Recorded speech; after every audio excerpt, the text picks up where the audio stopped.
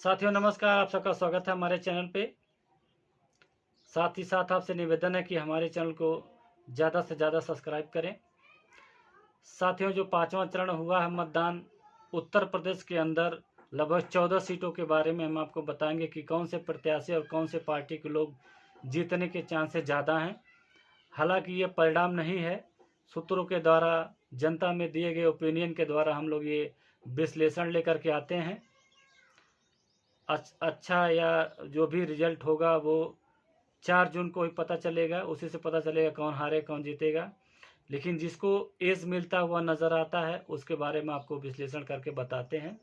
हालांकि ये जो पांचवा चरण का चुनाव हुआ है, ये लगभग गठबंधन के नाम रहा ये वाला चुनाव, ये वाला चरण। और जो 2019 में मत पड़ा था वो लगभग 58% वोट पड़ा था। इस बार भी 58% वोट ही पड़ा है, लगभग इर्द गिर्द 1% इधर क्या उधर। तो हम बताते हैं पहले नंबर मोहनलालगंज में, जो उसकी सुरक्षित सीट है। यहाँ से 2019 में 62% वोट पड़ा था और 2024 में भी 62% वोट पड़ा है। तो 2019 में कौशल किशोर बीजेपी से जीते थे और उनको वोट मिला था 6 लाख से ऊपर। दूसरे नंबर पे बहुजन समाज पार्टी के CL वर्मा थे, उनको 5 लाख से ज़्यादा वोट मिला था। इस बार गठबंधन का जो प्रत्याशी हैं वो क्या नाम है, RK चौधरी हैं, जो कि पहले बहुजन समाज पार्टी के MLA हुआ करते थे। अब वो गठबंधन के टिकट पे चुनाव लड़ रहे हैं। तो यहाँ पे गठबंधन के प्रत्याशी को एज मिलता हुआ नजर आ रहा है मोहनलालगंज से, सुरक्षित सीट से। हालांकि सुरक्षित सीट ऐसी सीट है जहाँ पे बहुजन समाज पार्टी का सबसे कमजोर कड़ी रहा है और ये चुनाव बहुत कम ही लोग जीत पाते हैं सुरक्षित सीट से। अब आते हैं दूसरे नंबर पे रायबरेली। तो रायबरेली से जो है कांग्रेस के जीतने के चांसेस पूरे दिखाई दे रहे हैं। 2019 में 56% वोट पड़ा था और 2024 में 58% वोट पड़ा, यानी कि लगभग 2% वोटों का इजाफा हुआ है। ऐसे में यहाँ पे क्या नाम है, कांग्रेस के प्रत्याशी के जीतने के चांसेस हैं। अब आते हैं अमेठी। अमेठी सीट वो है जहाँ पे राहुल गांधी चुनाव 2019 में हार गए थे। 2019 में 54% वोट पड़ा था और 2024 में 54%, लगभग बराबर का वोट परसेंटेज रहा है इस बार।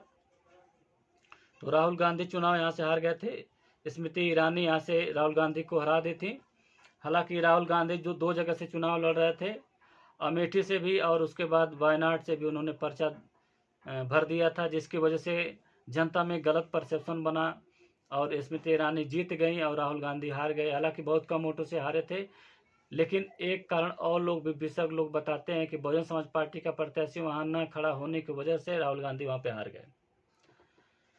हालांकि इस अमेठी सीट से जो है शर्मा साहब हैं गठबंधन के प्रत्याशी, वो अच्छा चुनाव लड़ रहे हैं, उनके जीतने के चांसेस दिखाई दे रही हैं। जबकि अमेठी में मोदी एक भी रैली नहीं की इस बार।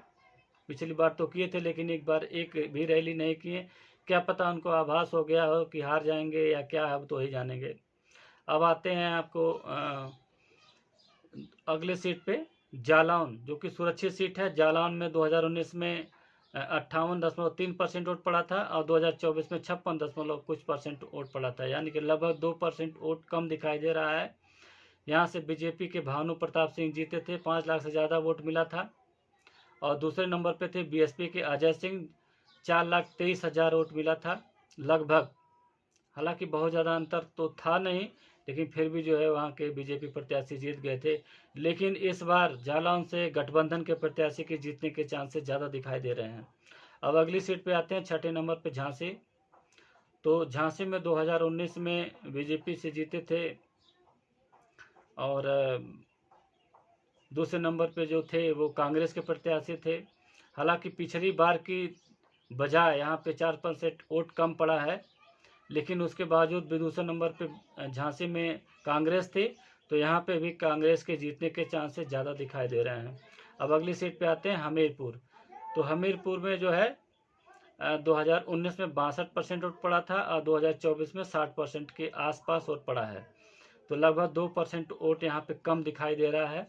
तो बीजेपी से जो जीते थे उस पुष्पेश सिंह चंदेल जीते थे और 5,75,000 से ज़्यादा वोट उनको मिले थे। दूसरे नंबर पे थे BSP के दिलीप कुमार, 3,26,000 से ज़्यादा वोट उनको मिला था।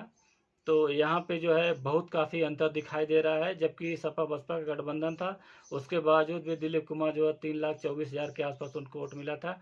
ऐसे में यहाँ पे बीजेपी को एज मिलता हुआ नज़र आ रहा है, यानी कि बीजेपी के प्रत्याशी को यहाँ पे जीतते हुए आप देख सकते हैं। कोई ज़्यादा चौंकाने वाली बात नहीं होगी। अगली सीट पे आते हैं, बांदा है।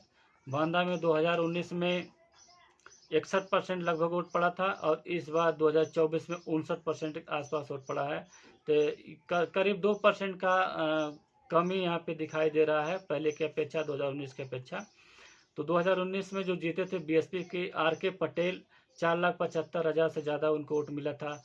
दूसरे नंबर पे समाजवादी पार्टी के श्यामाचरण थे, जो कि 4,18,000 से ज़्यादा उनको वोट मिले थे। लेकिन यहाँ पे इस बार बहुजन समाज पार्टी एक ब्राह्मण चेहरे को प्रत्याशी बनाया, जो कि बहुत ही अच्छा चुनाव लड़ रहे हैं। और यहाँ पे बीएसपी को इस चरण में, 5वें चरण में, पहली ऐसी सीट है जहाँ पे बीएसपी को एज मिलता हुआ नज़र आ रहा है। बाकी और सीटों पे बीएसपी को एज नहीं मिला, लेकिन सिर्फ बांदा एक ऐसी सीट है जहाँ पे बहुजन समाज पार्टी जो है जीतती हुई नज़र आ रही है। अगले सीट पे आते हैं, फतेहपुर। फतेहपुर जो है 2019 में 55% वोट पड़ा था और 2024 में 57% लगभग वोट पड़ा था। ऐसे में 2019 में बीजेपी से निरंजीव पति यहाँ पे 5 लाख से ज़्यादा वोट उनको मिला था। और बीएसपी के दूसरे नंबर पे थे 2019 में, जो गठबंधन में चुनाव लड़ा गया था, तो बीएसपी दूसरे नंबर पे थी। सुखदेव वर्मा, 3,67,000 वोट उनको मिला था। तो यहाँ पे जो है इस बार 2024 में निरंजन ज्योति यहाँ से अच्छा चुनाव लड़ रही हैं। तो ये निरंजन ज्योति के यहाँ पे चुनाव जीतने के चांसेस है। हालांकि समाजवादी पार्टी जो है यहाँ पे नरेश उत्तम पटेल थे और बीएसपी के कुर्मी प्रत्याशी जो है, बीएसपी कुर्मी प्रत्याशी हैं, सचान करके उनका नाम है। तो ऐसे में जो यहाँ का जो समीकरण आपको दिखाई दे रहा है, तो यहाँ पे बीजेपी के पाले में जाता हुआ नज़र आ रहा फतेहपुर में। अब अगली सीट पे आते हैं, कौशाम्बी, जो कि सुरक्षित सीट है। 2019 में 54% वोट पड़ा था और 2024 में 52%, लगभग 2% वोट कम दिखाई दे रहा है। तो यहाँ से बीजेपी के विजय सोनकर जीते थे, 3,83,000 वोट मिला था। दूसरे नंबर पे थे समाजवादी पार्टी के इंद्रजीत सरोज, 3,44,000 वोट उनको मिला था। हालांकि कम वोट है, बहुत ज़्यादा अंतर नहीं है, लगभग 40 के आसपास वोटों की वो है। लेकिन इस बार यहाँ पे गठबंधन के जो प्रत्याशी हैं, कुर्मी बिरादरी से आते हैं, उनको जो है यहाँ पे सीट जो है जीतती हुई नज़र आ रही है कौशाम्बी से। क्योंकि समाजवादी पार्टी में इस बार जो है कुर्मी बिरादरी के लोग ज़्यादा जुड़ रहे हैं, जिसकी वजह से यहाँ पे गठबंधन के जीतने के पूरे चांसेस दिखाई दे रहे हैं। अब अगली सीट पे आते हैं, बाराबंकी। तो बाराबंकी में 2019 में 63% वोट पड़ा था और 24 में 67 कुछ वोट पड़ा था, यानी कि लगभग 4% वोट का बढ़ोतरी यहाँ पे दिखाई दे रहा है। तो 2019 में बीजेपी से भूपेंद्र सिंह रावत जीते थे, 5,35,000 इनको वोट मिला था। दूसरे नंबर पे थे समाजवादी पार्टी के राम सागर रावत, 4,25,000 वोट इनको मिला था। लगभग 1 लाख वोटों का वो यहाँ पे फ़र्क दिखाई दे रहा। तो ये भी सीट हमें तो अब देखने में पहले चरण में ही दिखाई दे रहा कि ये जो है भारतीय जनता पार्टी के खेमे में जाती हुई नज़र आ रही है। अब अगली सीट पे आते हैं, केसरगंज। केसरगंज आपको बता दें, बृजभूषण चरण सिंह जीते थे उस बार 2019 में, 54% वोट पड़ा था और 2024 में 55%, लगभग 1% वोट का जो है यहाँ पे बढ़ोतरी नज़र आ रहा है। तो बृजभूषण सिंह जो है बीजेपी से जीते थे, 5,81,000 से ज़्यादा उनको वोट मिला था। दूसरे नंबर पे थे चंद्रदेव यादव, इनको मिला था 3 लाख से ज़्यादा इनको वोट मिला था। तो काफ़ी अंतर दिखाई दे रहा है इस सीट पे। तो केसरगंज में इस बार जो है बहुजन समाज पार्टी एक जो है ब्राह्मण उम्मीदवार को उतार करके, नरेंद्र पांडे करके उनका नाम है, वो लड़ रहे हैं। तो अच्छा चुनाव लड़ रहे हैं। यहाँ पे तो त्रिकोणीय मुकाबला देखने को मिल सकता है, क्योंकि बृजभूषण शरण सिंह के लड़के लड़ रहे हैं यहाँ से। क्योंकि बृजभूषण शरण सिंह को तो टिकट मिला नहीं, तो उनके लड़के को टिकट मिला है, तो वो भी अच्छा चुनाव लड़ रहे हैं। लेकिन यहाँ पे त्रिकोणीय मुकाबला होता हुआ नज़र आ रहा है। अब अगली सीट पे आते हैं, गोंडा।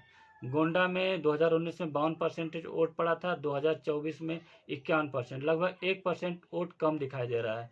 गोंडा में बीजेपी के कीर्तिवर्धन सिंह और समाजवादी पार्टी के विनोद कुमार सिंह जो है चुनाव 2019 में लड़े थे, जो कि बीजेपी को वोट मिला था 5 लाख से ज़्यादा और समाजवादी पार्टी के विनोद कुमार को मिला 3,41,000 से ज़्यादा। लेकिन इस बार गठबंधन का जो प्रत्याशी है वो श्रेया वर्मा को मैदान में उतारी हैं। श्रेया वर्मा जो है बेनी प्रसाद वर्मा की पौत्री हैं और राकेश वर्मा की बेटी हैं। तो यहाँ पे कुर्मी का लगभग 2.5-3 लाख वोट है और मुसलमान को मिला दिया है। मुसलमान का भी वोट 4 लाख से 4.5 लाख से ज़्यादा वोट यहाँ मुसलमानों का भी है और यादव का भी ठीक ठाक है। तो इसलिए यहाँ पे गठबंधन के जीतने के चांसेस काफ़ी दिखाई दे रहे हैं। अगली सीट पे आते हैं लखनऊ। तो लखनऊ जो है यहाँ पे रविदास मेहरोत्रा गठबंधन के प्रत्याशी हैं और बीजेपी के जो प्रत्याशी हैं वो राजनाथ सिंह हैं। पहले भी राजनाथ सिंह जीते थे लखनऊ से ही, अब जो है उनका टक्कर देने के लिए रविदास मेहरोत्रा आए हैं। लेकिन ये भी सीट जो है भारतीय जनता पार्टी के खेमे में जाती हुई नज़र आ रही है। तो ऐसे में सभी सीटों का विवरण आपके सामने रखें साथियों, और आने वाले चुनाव के बारे में भी आपको बताएंगे एक एक सीट के बारे में। तो ये वीडियो आपको कैसा लगा? अगर आप लोग को बहुत अच्छा लगा है या ख़राब लगा तो आप लोग कमेंट्स में करके हमारा मार्गदर्शन कर सकते हैं। और भी अपनी बात रखने के लिए हमारे चैनल पे कमेंट्स कर लीजिए और हमारे चैनल को सब्सक्राइब करिए, शेयर करिए, कमेंट्स करिए। धन्यवाद।